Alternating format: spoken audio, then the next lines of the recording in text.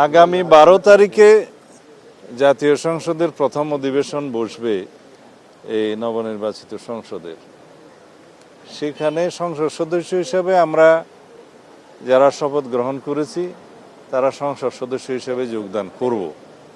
এর বাইরে সংবিধান সংস্কার পরিষদ নামে কিছু না থাকায় যারা তাদের সংস্কার পরিষদের সদস্য হিসেবে শপথ নিয়েছে সেটা তাদের নিজস্ব ব্যাপার, কিন্তু জাতীয় সংসদে তারা সেই হিসেবে অংশগ্রহণ করতে পারে না, শুধুমাত্র সংসদ সদস্যগণই অংশগ্রহণ করতে পারে। তা এখন সংবিধান সংস্কার পরিষদ নিয়ে যে সমস্ত আলাপ আলোচনা মাঠে ময়দানে হচ্ছে, বিভিন্ন জায়গায় সেমিনারে হচ্ছে বা বক্তৃতা বিবৃতিতে আছে, সেটা একটা রাজনৈতিক অধিকার হিসেবে তারা বলতে পারে, কথা বলার অধিকার আছে, তারা দাবি তুলতে পারে।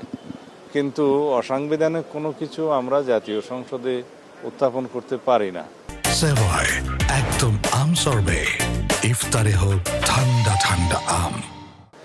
আমরা বলেছি যদি গণভোটের রায় অনুসারে সংবিধান সংস্কার পরিষদ গঠন করতে হয় সেটা জাতীয় সংসদে আলাপ আলোচনার মাধ্যমে এবং গণভোটের রায় কার্যকর করার মাধ্যমে করতে হবে, এবং সেই ক্ষেত্রে সংবিধানের সংশোধনী আনতে হবে। সংবিধানের সংশোধনী আনলে সেটা সংবিধানে ধারণ করার পরে জাতীয় সংবিধান সংস্কার পরিষদের সদস্য হিসেবে শপথ নেওয়া হবে কিনা, কারা সেই শপথ গ্রহণ করাবেন, কে করাবেন, কোন ফর্মে করাবেন, সেগুলো সব ধারণ করতে হবে। তো সুতরাং এগুলো একটা দীর্ঘ প্রক্রিয়া, আলাপ আলোচনার বিষয়। আর ইতিমধ্যে আমি জানতে পেরেছি আজকে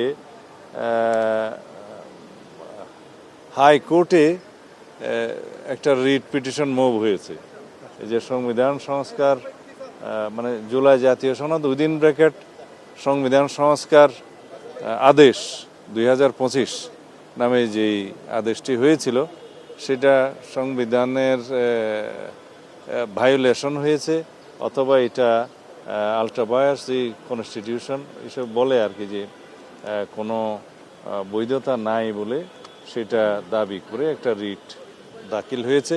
সেটা শুনানিও হয়েছে মনে হয় ইতিমধ্যে, আজকে হওয়ার কথা।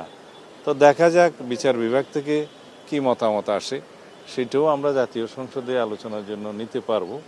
এই সব বিষয় নিয়ে আইনানুগভাবে, সাংবিধানিকভাবে জাতীয় সংসদে আলাপ আলোচনার মধ্য দিয়ে সব কিছু বিবেচনা হবে, এটাই গণতান্ত্রিক চর্চা।